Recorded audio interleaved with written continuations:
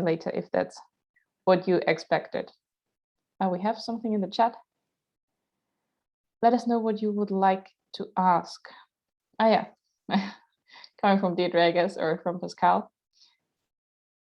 Any questions? We can also collect the questions on the way and come back to them later when they pop up. Okay, so I'll just get started on the first part of the talk, which are migraine triggers. And basically, again, the question, what could be potential triggers? Maybe what are your potential triggers? You can, again, either put them in the chat, some ideas you have from your own experience, from what you know or what you think are potential triggers, and we can add them then to my list. So I created a very short list, to be honest, because there's so many things that could trigger migraine. And I like to put them into two categories, where one category are external triggers, so really things like light, sound, smell, weather. So a lot of things that we don't have power over. So we cannot change the weather. We cannot change if somebody walking next to us wears perfume that is maybe too strong for us. We cannot change how strong the sun shines. So these are really external triggers, which in some way we can try to avoid. So wearing sunglasses, having earphones with us, trying to avoid very strong smells when there is a migraine. But again, these are things that we have to deal with when we want to go out, when we have a migraine. So there are these general tools: sunglasses, wearing a hat when it's too hot outside, when the sun is shining, and that's how we can kind of address these external triggers. But I think even more important is that there are also internal triggers. It's not just something external that triggers our migraine and we can say, okay, we get rid of that in our life and everything is going to be fine. And especially for teenagers, and I'm speaking also from my own experience, stress is a huge topic. And sorry, I'll just drink. I'm recovering a bit from a cold I caught over the weekend, so excuse me if I have to stop from time to time. But yeah, coming back to stress, that's a major challenge in dealing with migraine and one of the most common triggers. But this is often overlooked as we just look at external things. What could it be in our environment that triggers a migraine? We are not responsible for the migraine, of course, and I would never say that, but we know that our stress can be responsible and can be a strong influence on how young people, how teenagers, but also adults experience migraine and how a migraine might be triggered. The same is true for anxiety, especially anxiety that we experience regarding our migraine. Anxiety or being anxious, being afraid that we get a migraine attack in a certain situation. For me, and I remember that probably for the rest of my life, school trips were quite a challenge for me. So I was always anxious. What will happen when my parents are not there? When I'm in an environment I don't know? What will happen if I get a migraine attack? So anxious thoughts like that, especially during a time during puberty where a lot of changes happen, new schools, new friends, new environments, new sports clubs. So everything changing, and always the fear, okay, this is a new situation and I don't know how to manage my migraine in that situation. Equally to more, let's call it negative emotions, although it's of course also an emotion. Stress is not always negative, for example, but equally positive emotions can trigger or contribute to migraine and how it develops. So very strong excitement. It's also a very strong emotion, and we shouldn't say that only negative emotions impact how kind of our body reacts, but also very positive, strong emotions such as excitement, can lead to migraine attacks. And then the classics, such as dehydration, food, what kind of food we eat, but also the lack of food, hormones, and medication overuse. And I want to touch on a few of those in the next few slides. I'll start with diet because that's quite an issue, especially for teenagers, where the body image is still changing, where there's a lot of peer pressure often involved. And that's why I want to highlight this first tip, which is never skip a meal. So for diet, there have been several studies and they have looked at different ingredients, but only about 10% of migraine attacks are really triggered by a certain ingredient. So there's no food where we can say, this is always a migraine trigger. We might exclude alcohol from that sentence. Alcohol, as we know, can also trigger a headache in people who do not experience migraine. So for that, we can be cautious. But one of the most important tips when it comes to diet and migraine is never skip a meal. Because of the blood sugar that lowers and the energy that is missing in our brains, it's important that really there are regular meals. This again is quite different from person to person. So some people want 5 meals a day, smaller portions. Others eat 3 regular meals, but definitely make sure that there are not too long gaps. So things like intermittent fasting, which is quite a trend for young people at the moment, really should be avoided. And for that point, having healthy snacks ready.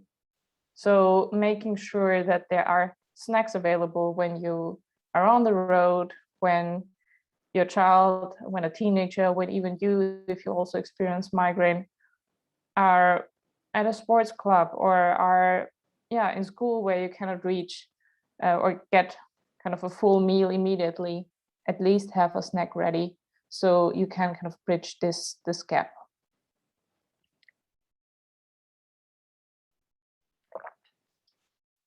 Coming to the next point, stay hydrated. I skipped a few points there. But yeah, that's a very common point as well, staying hydrated. And now go from the bottom to the top. Let's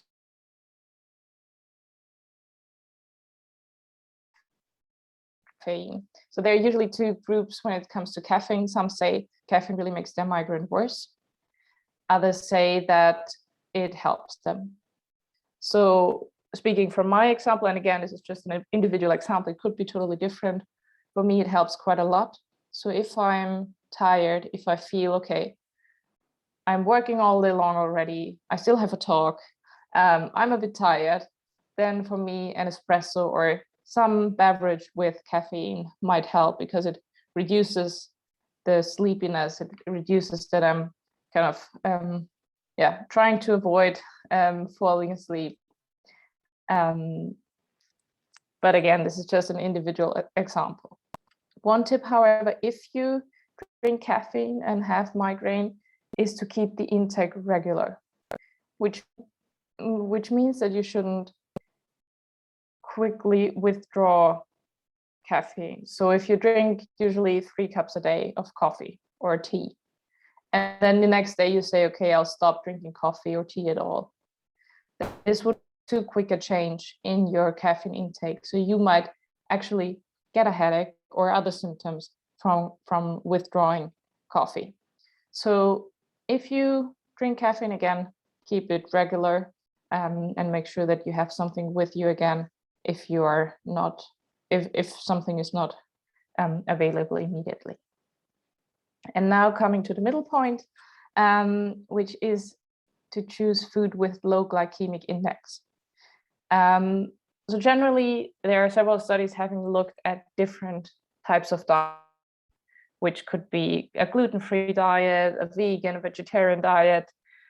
So a lot of different diets that are used in other conditions.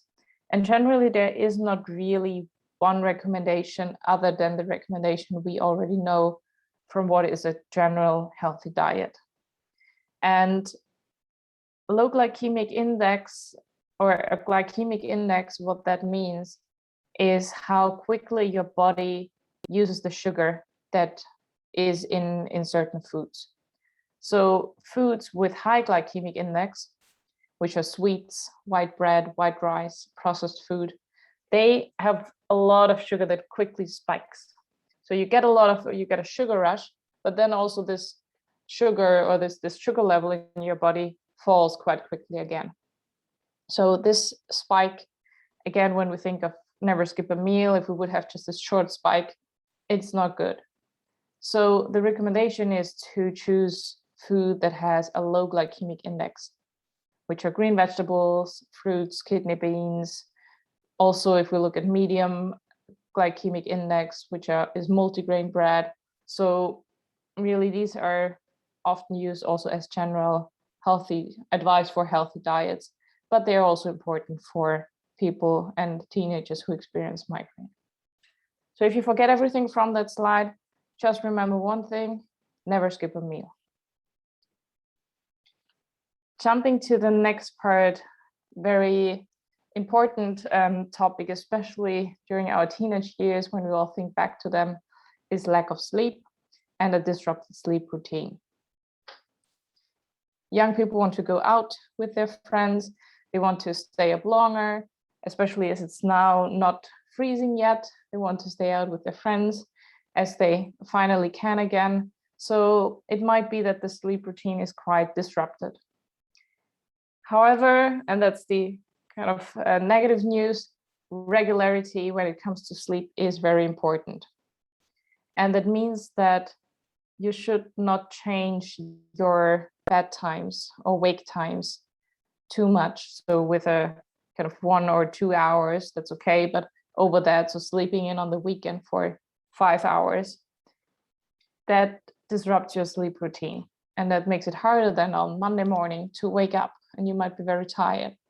And this lack of sleep or disrupted routine could then again impact your migraine.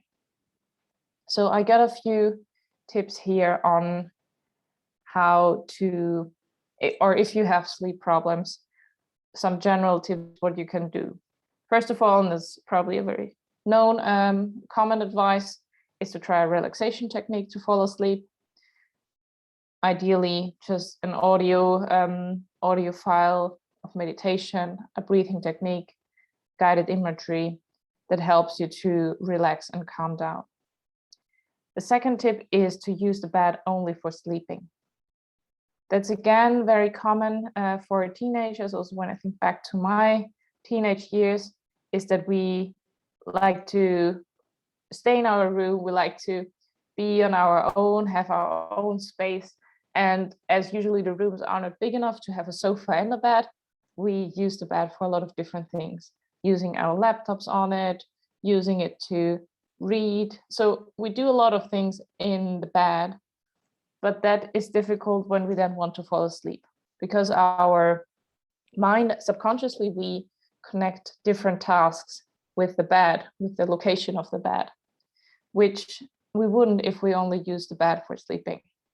So if there really are difficulties or sleep problems, try that. Try to find other places to do other activities, relaxing activities. And thirdly, get up if you can't fall asleep.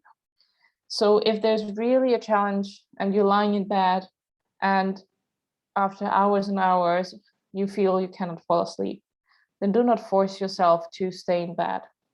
This again would subconsciously or even consciously make you fear the bed, because you always associate it with, I'm not able to fall asleep anyway. So if you cannot fall asleep, get up and have some relaxation or some relaxing exercise ready.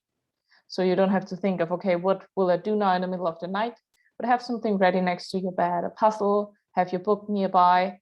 Ideally, don't use a phone, as we all know that screens are not ideal before we go to bed. But prepare something with what you can engage even in the middle of the night. And then when you feel sleepy again, go back to bed.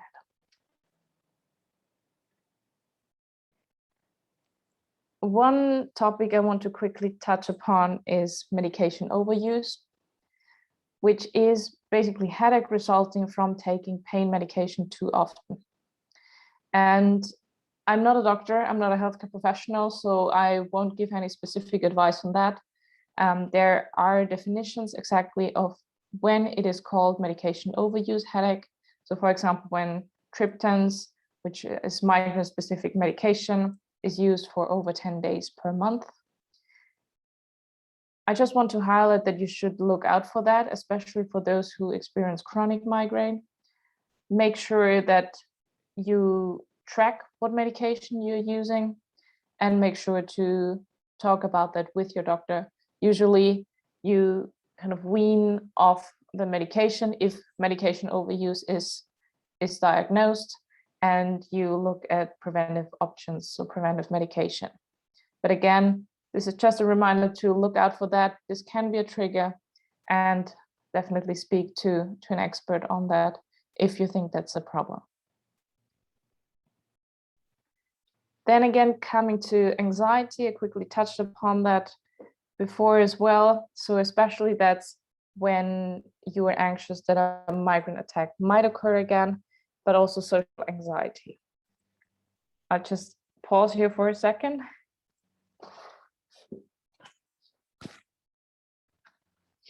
Sorry, again, still catching up on that cold.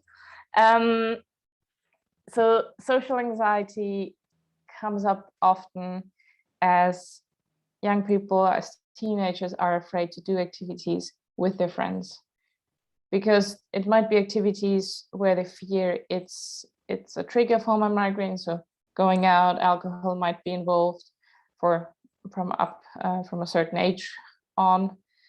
It might be long nights, so sleep routines might be disrupted. And there are just a few tips here. Of course, there's much more that can be done, but I think one of the most important ones that also helped me a lot is having a migraine rescue plan. So really making, if you're a parent, have your child, have your teen understand how you would help them, how you could help them if they, for example, experience a migraine attack when they are out with friends. Can they reach you? Could you pick them up somewhere if they really don't know what else to do? So really discuss with them different situations, be it about going out, but also about school trips, be it about new situations, maybe a new university, which is a bit further away from where you're living. So discuss those plans and reassure them that these are specific steps you as a parent would take, as a friend, as a carer, as a sibling, maybe you would take to help them. And for somebody who experiences these challenges, experiences anxiety, definitely share your worries with your friends, with your parents, even teachers. And also there's, of course, there are a lot of options to get professional help. And I'm sure that both I can direct to more resources, but also Migrant Ireland is able to direct it to more resources. So please just reach out. You don't have to share it with everybody, but there are people who are happy to help with that. And finally, just again, highlighting stress, and we'll come to a few coping strategies in a second. Generally, there's good and bad stress. So not all stress is bad. And even people with migraine, we can also deal with a lot of stress without getting a migraine. So be assured that this is possible. The problem is just when it stays for too long. So learning coping techniques, learning techniques that when you experience stress in the moment, but also techniques that you can do preventive to avoid having too much stress. I think the most important part, and maybe I should have started with that earlier, but we're coming to it now, is that it's never just one trigger. So not everybody, but a lot of people in the migraine community are looking for what is my one trigger. And if we get rid of that, everything will be fine. And unfortunately, that's not the case.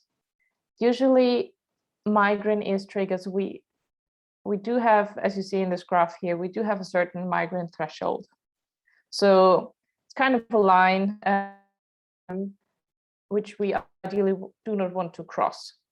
Because if we cross that line, then an attack occurs, an attack is triggered. But there's usually not just one thing that leads up or that kind of fills our gap until this line. It's usually an accumulation of different things. And often because our brains do not work that way, that they have all information present at all times, they try to find this one thing that we can remember. So if we say, okay, yeah, yesterday morning I didn't have breakfast, I usually have breakfast, then we say it's definitely the missed meal. Or if we can remember nothing or kind of blend out everything else, but say, oh yeah, we had a lot of stress, that was the one trigger. So if I get rid of stress, everything will be fine. But usually it's several things. So here in this example, it could be that you missed a meal. Additionally, you had a quite stressful day, and that was the reason why you missed a meal. You had your menstruation at the same time, and then had bad sleep. And all of these things coming together, and this makes you cross your threshold. So this threshold is quite different for different people. So it might be different because of, as you see here, of genetic factors, also of medication. So again, coming back to medication overuse, if you use too much, then this threshold might be a bit lower, and smaller triggers, or for example, just missing a meal might then already trigger a migraine.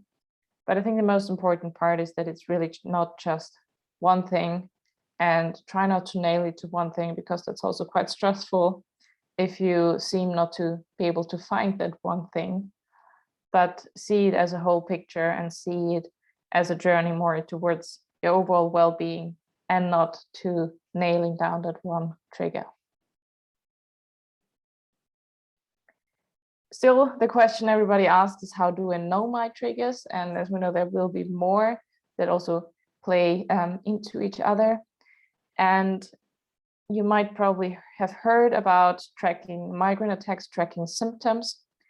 But what I believe, and what we also believe, and that's why we developed our app, again, if you want access, just message me, is that you should also track your mood. As we saw with a lot of internal triggers, it's not just sunlight, so that we are light sensitive, that triggers a migraine, but it might be also that we had a very stressful situation at school, that we were anxious, that we were overly excited about something. So tracking not only migraine attacks or symptoms in a diary, but also the mood, the overall situation, can help a lot to understand the full picture. I might skip this part as we're already quite far ahead, but these are our dragons. As we at HappyrHealth, we see migraine as a dragon. So this is something you can try when you want to talk about migraine. Just imagine it, even if it seems childish for a second, just try it, and nobody has to know. Imagine as if your migraine were a dragon, a beast. And then think of this beast as a beast that can be tamed. And that's exactly what we're doing with triggers. We are talking to our dragons, we are learning what makes them anxious, what makes them angry, what makes them furious. So that's just a method you can use. We are also using that in our app and throughout our channels. So if you want to learn more about that, you can do that there. But I'll give it to you now just as a method of communication and of thinking of your migraine in a bit of a different light. I see the time is already quite far ahead, so I might just go through that quickly. These are two ways of dealing with triggers in the migraine community. And you see here on the left, this is the common advice, which is trigger avoidance, which is getting rid of all triggers and then everything will be fine. But unfortunately, that doesn't work in a lot of cases. So there is one great researcher from Australia, one of the few, who actually says that you should face your triggers. You should learn how to cope with triggers. And again, one of the most common triggers is stress. So not avoiding any situation that might be stressful, but acquiring the skills, acquiring the techniques that help you to manage stress. And I'll touch on a few of them here. You might have heard of a few of them. I won't go into too much detail. Most of them, you can just Google them. So especially the first 4, you can just put them into YouTube, find audio videos that help you to do these exercises, different length, different voices who speak those, who recorded those audios, so you'll find what fits you. But these are techniques that can help a lot and are also proven to help with managing stress. As we are already quite far ahead with the time, I want to come to the second part of the talk, which is really about building habits. Especially this is around all the coping techniques you saw before, be it, or even more of, so be it eating a healthy diet, be it exercising, be it doing regular meditation or stretches or breathing exercises. I mean, that's really hard to fit into a busy schedule, and even harder to fit into a busy schedule of a teenager. So there are really 4 tricks I want to share with you today that help you build habits. The first one is to make the habit more obvious. Second, to make it more attractive, to make it easier, and to make it satisfying. And we'll go through tricks for all of those first. I don't know if somebody might want to share any existing habit they are currently having. It doesn't have to be in any way connected to migraine, just any habit you have, anything you do regularly.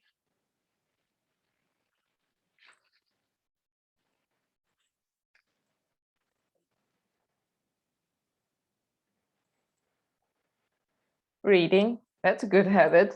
Wow. I would be happy to have that as well. Maybe I should use my techniques to try that. Okay, reading is a good one. For an example, I might choose brushing our teeth, because that's usually what everybody does. But maybe we could do reading as our new habit. So there's this first technique, it's called habit stacking, which helps you to make the habit more obvious. So obvious when and how you perform it. And there's just one very simple sentence you can use for yourself, you can use together as a family, you can use with your child, where you basically just fill out this sentence. So let's say after brushing my teeth, I will perform my new habit, which is now reading for, let's say, I start small, 5 minutes on my sofa. So I really set a hook with that. I know now after, and I can even write it down, write it on a sticky note, put it on my bathroom mirror where I see it every day. And when I'm brushing my teeth, I'll see it and say, oh yeah, okay, I do have that 5 minutes.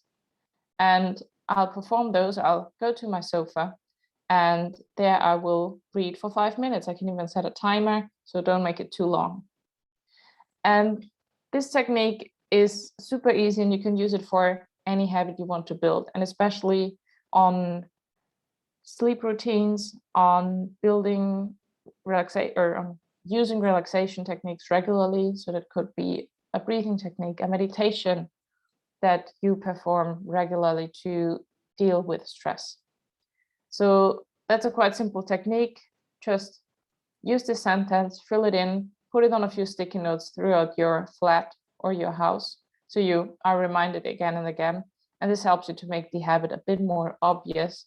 And it's not just a New Year's resolution where you kind of dream of achieving all the habits you want to get or you want to introduce, but really starting small, very specific, setting this one goal. The second part is making the habit attractive, which is on the one hand, tracking your habits. You could just have a calendar, and if you say you want to read for 5 minutes or you want to meditate. For example, I do a 10-minute morning yoga every morning to get rid of any kinks in my neck, which for me is, for example, something that would trigger a migraine if I'm really tense in my neck or other parts of my body. So I started to introduce that now about 2 years ago even, and I miss some days. I admit that, but I'm doing that really, really regular. And initially I started having the small calendar where I have the days and cross out each day. So visually in front of me seeing, okay, this is how well I'm doing. This is how well I am performing my habit. Another idea is to turn your habit into a fun competition. So don't make it a chore or a task for your child who has migraine. They feel excluded, they feel kind of special, but not in a positive way if they have to start performing this habit and start to do the morning yoga and start to drink 8 cups or 8 glasses of water every day. So make it a competition, track the habit, track a similar habit. There's no harm for you, for the siblings, for grandparents, for anyone, even a dog, to perform a bit of yoga, a bit of meditation.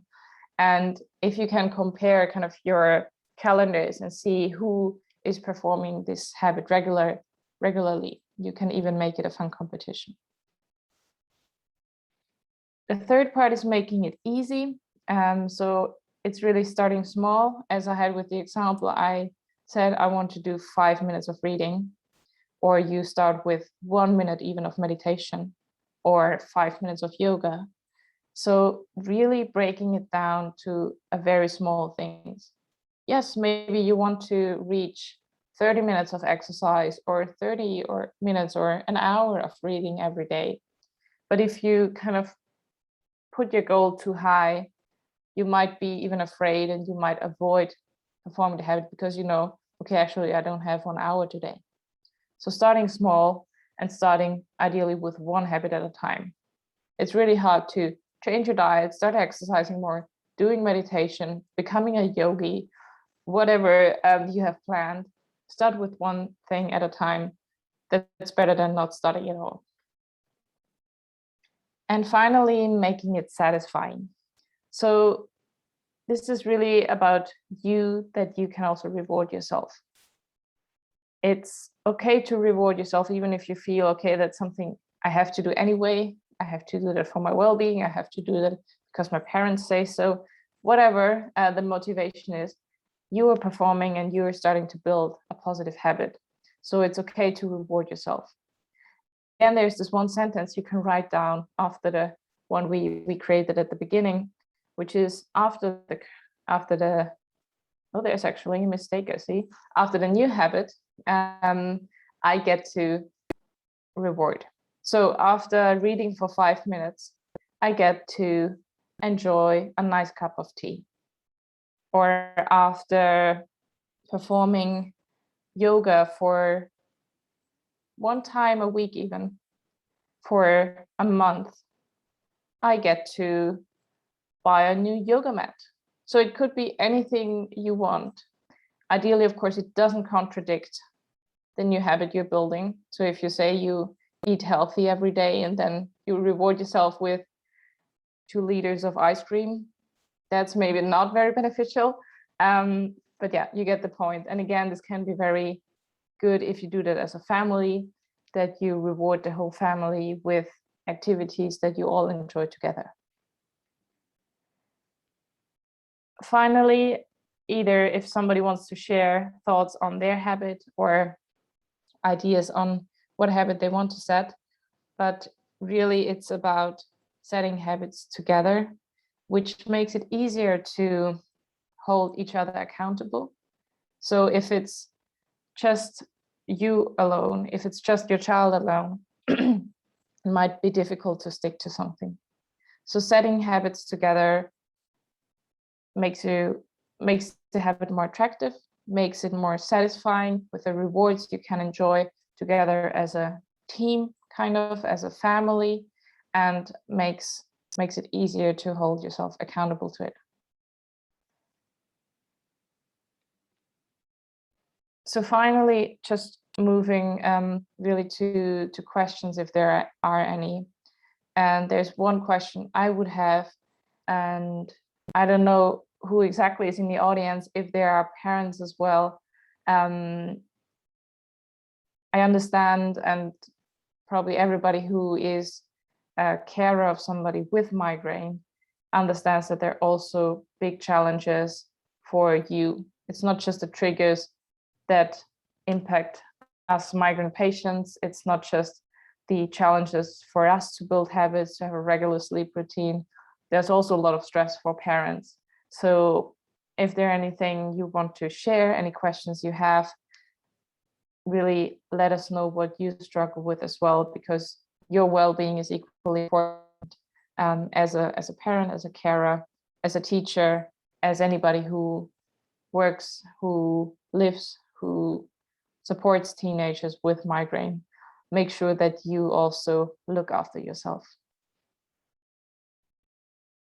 So if anybody wants to share something or even just ask questions, I have, I think, 2 more slides. The first one is really more resources. I think the main thing I want to add there as well is Migrant Island's website. There's great content on there. There's more content coming, as I know, so always look out for that. Also, we do have a parent online course, a blog, or all social media channels if you want to get a bit more information.